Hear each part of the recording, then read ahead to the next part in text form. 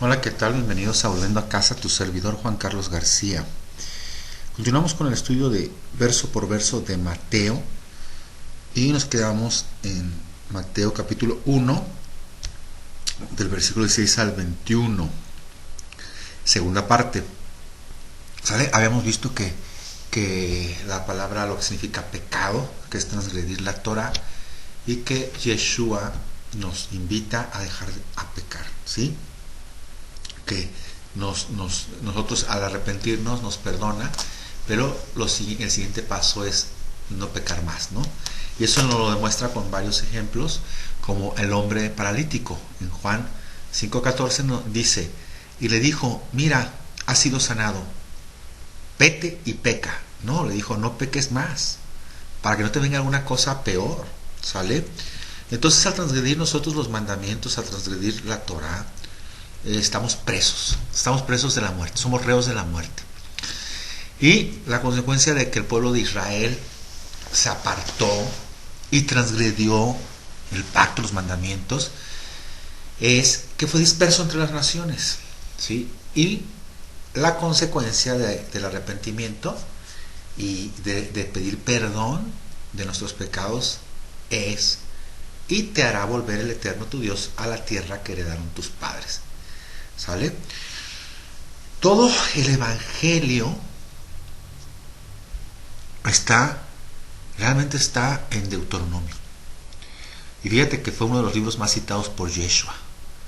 Todo el plan de redención está en el libro, ¿sale? Hay que ver Deuteronomio 31, dice, sucederá que cuando hubieren venido sobre ti todas estas cosas, la bendición y la maldición que he puesto delante de ti, y te arrepintieres en medio de todas las naciones a donde te hubiera arrojado el Eterno tu Dios, y te convirtieres al Eterno tu Dios, y obedecieres a su voz conforme a todo lo que yo te mando hoy, tú y tus hijos también, con todo tu corazón y con toda tu alma, entonces el Eterno hará volver a tus cautivos y tendrá misericordia de ti y volverá a recogerte de entre todos los pueblos a donde te hubiere esparcido el Eterno tu Dios. Entonces, Yeshua nos salvó de nuestros pecados y nos dice, vayan y no pequen más, no transgredan más la Torah, la ley de Moisés, porque somos parte de Israel, ¿sí? Acuérdate que Él solo fue enviado a las ovejas perdidas de la casa de Israel.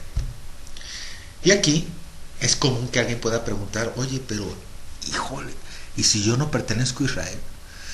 ¿Qué va a pasar con todos los que no son descendientes biológicos de Abraham? Pues lo que sucedió cuando el Eterno envió a Moisés a sacar de Egipto a su pueblo, los que no eran israelitas.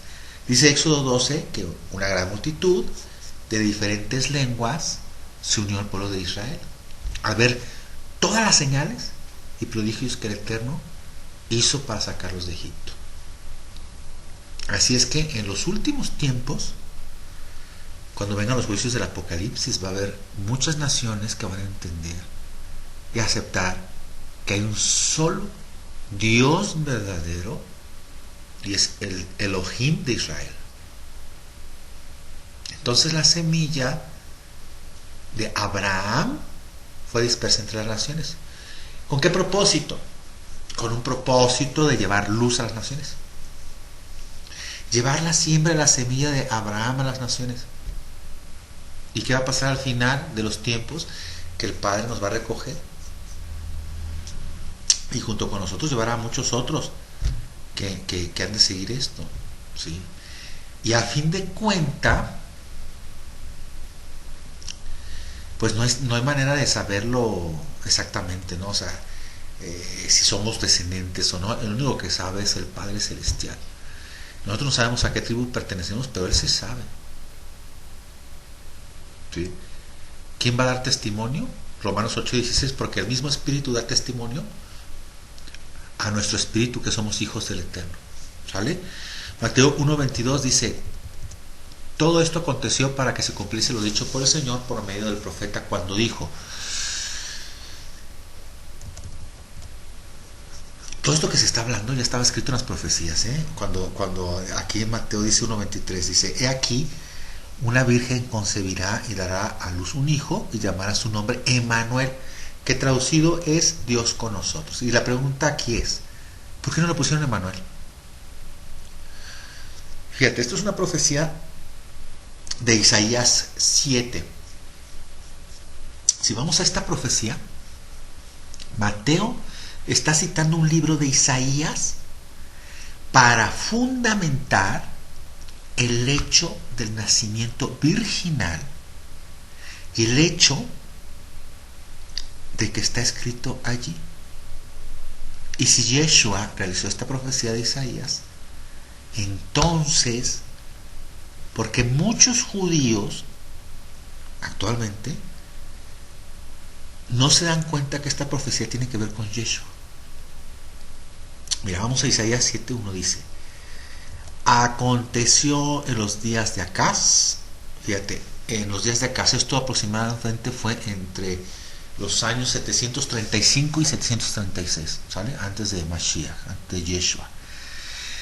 Entonces dice, aconteció en los días de Acaz, hijo de Jotam, hijo de Usías, rey de Judá, que Resín, rey de Siria, y Peca, hijo de Remalías, rey de Israel, subieron contra Jerusalén para combatirla, pero no la pudieron tomar.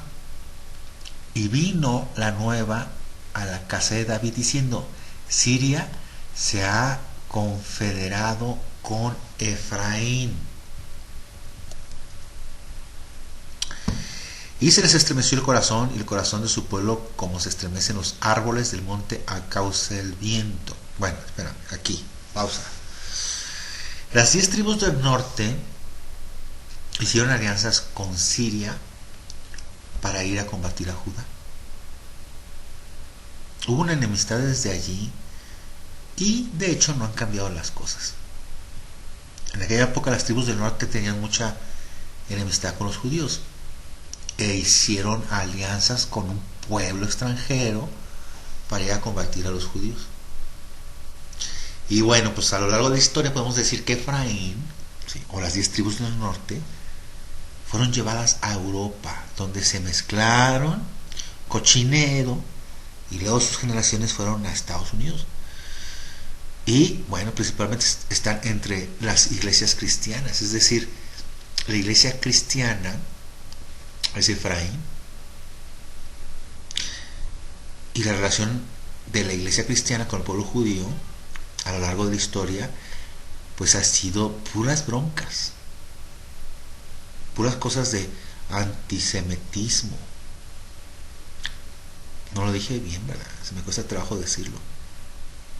Antisemitismo, ¿sale? Y conflictos. Pero va a llegar un momento, como dice Ezequiel, la profecía de Ezequiel, ahí en 37, y otras profecías, en que esa enemistad se va a quitar y el Padre va a reconciliar a ambas casas. ¿Sale? Judá era muy pequeño y le dio mucho miedo ver todos esos ejércitos unidos en contra de ellos. ¿Sale? Isaías, hay que leer Isaías 7:3, dice: entonces dijo el Eterno a Isaías: sal ahora al encuentro de Acaz, tú y Sear Jasub, tu hijo. Isaías tenía un hijo. El Padre Celestial había dicho que le pusiera el nombre de Sear Jasub, que significa, de manera literal, un remanente volverá. Imagínate, cada vez que le preguntaban a Isaías: ¿cómo se llama tu hijo? Y contestaba: un remanente volverá. Y le preguntaban: ¿por qué se llama así? Y él les decía: porque el Eterno prometió que un remanente, un pequeño grupo volverá. ¿Sale? Y bueno, y su hijo era un testimonio de esa profecía. Por eso Isaías dijo: yo y mis hijos vamos a hacer un testimonio para Israel. Y esto es una buena lección para nosotros. Todos nosotros y nuestras familias somos testimonios de lo que el Padre va a hacer en el futuro. ¿Sale? Entonces, dijo el Eterno a Isaías: sal ahora al encuentro de Acaz, tú y Sear Jasub, tu hijo, al extremo del acueducto del estanque de arriba, en el camino de la heredad del lavador, y dile: guarda y repósate, no temas, ni se turbe tu corazón a causa de estos 2 cabos de tizón que humean. O sea, no te preocupes por estos dos pedacitos de carbón que humean. Así lo consideraba el Eterno, ¿no? Dice, a causa de estos dos cabos de tizón que humean, por el ardor de la ira de Resín y de Siria, y del hijo de Remalías. Ha acordado maligno consejo contra ti el sirio, con Efraín y con el hijo de Remalías, diciendo, vamos contra Judá y aterroricémosla, y repartámosla entre nosotros, y pongamos en medio de ella por rey al hijo de Tabel. Por tanto el Eterno, el Señor, dice así, no subsistirá ni será. Porque la cabeza de Siria es Damasco, y la cabeza de Damasco Resín, y dentro de 75 años Efraín será quebrantado hasta dejar de ser pueblo. Aquí está la profecía de que Efraín iba a dejar de ser pueblo. Va a dejar de ser una nación y perderá su identidad. Isaías 7:9 dice, y la cabeza de Efraín en Samaria, y la cabeza de Samaria, el hijo de Remalías. Si vosotros no creyereis, de cierto no permaneceréis. En pocas palabras dice aquí, si no creen en esta profecía que les doy, no permanecerán. ¿Sale?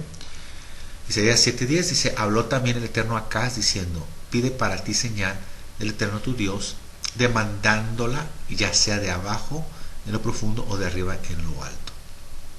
Le dice Acaz al rey de Judá, pide una señal para que el Eterno te muestre que va a cumplir esta profecía, que va a derrotar a Efraín y a los sirios. Isaías 7:12 dice, y respondió Acaz, no pediré y no tentaré al Eterno. O sea, en pocas palabras está diciendo, oye, yo no voy a poner a prueba al Eterno. Y de acuerdo al contexto parece que Acaz más bien no creía lo que le decía el profeta Isaías, haciéndose como muy justo porque en realidad no creía que eso iba a suceder. ¿Sale? Isaías 7:13 dice, y dijo entonces Isaías, oíd ahora casa de David. Acaz era descendiente de la casa de David. ¿Sí? ¿Os es poco el ser molestos a los hombres, sino que también lo seáis a mi Dios? En otra traducción pudiera ser, ¿os es poco dudar de los profetas de Dios? ¿No crees la profecía? Isaías 7:14 dice, por tanto el Señor mismo os dará señal, aunque no haya pedido señal, Dios te dará señal. He aquí que la Virgen concebirá y dará a luz un hijo y llamará su nombre Manuel.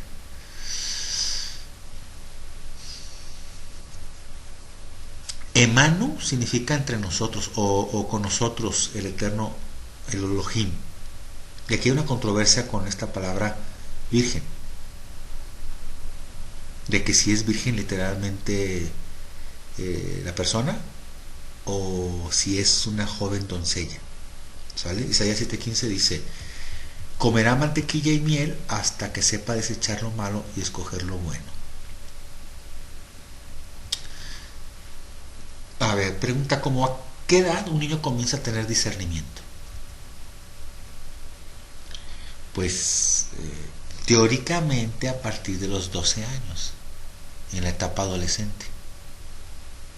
Aquí hay un misterio. Si presentamos esta profecía como un sustento de que Yeshua es el Mesías y como sustento del nacimiento virginal, ¿cómo explicamos que comería mantequilla y miel? Mantequilla y miel era un símbolo de abundancia. Este niño va a crecer en abundancia. Isaías 7:16 dice, porque antes que el niño sepa desechar lo malo y escoger lo bueno, la tierra de los dos reyes que tú temes será abandonada. Fíjate, la tierra de los reyes a quien temía Acaz eran Siria y Efraín. Antes de que este niño llegue a la edad de la madurez, o sea, entre distinguir entre lo bueno y lo malo, esas tierras iban a quedar desiertas. Y se cumplió esa profecía. Y Isaías 7:17, el Eterno hará venir sobre ti, sobre tu pueblo y sobre la casa de tu padre días cuales nunca venían desde el día de que Efraín se apartó de Judá, esto es, el rey de Asiria. 7:18, y acontecerá que aquel día silbará el Eterno a la mosca que está en el fin de los ríos de Egipto, y a la abeja que está en la tierra de Asiria, y vendrán y acamparán todos en los valles desiertos y en las cavernas de las piedras, y en todos los zarzales y en todas las matas. Si esa era una señal para Acaz, y va a nacer este niño, y antes de que madure, antes de que conozca el bien y el mal, estas tierras van a quedar desiertas. Mira, los que no creen en Yeshua, que es el Mesías, pues van a decir que Yeshua no es el Mesías. ¿Sí? Eso de que Efraín dejó de ser pueblo ya se cumplió en esa época y no tiene nada que ver con Yeshua. Ahora, ¿cómo se resuelve este aparente problema? ¿Sí?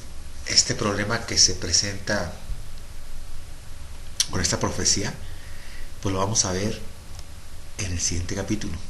¿Sale? Entonces vamos a dejar esto aquí, y en el siguiente capítulo vamos a hablar, que va a ser Mateo 18, capítulo 1, 18 al 23, de este problema, cómo lo vamos a resolver, y el tema va a ser el nacimiento virginal. ¿Sale? Sigue siendo el capítulo 1. Te dejo. Que el Padre Celestial te bendiga por los méritos y en todo nombre de tu Santo Hijo, Yeshua. Amén.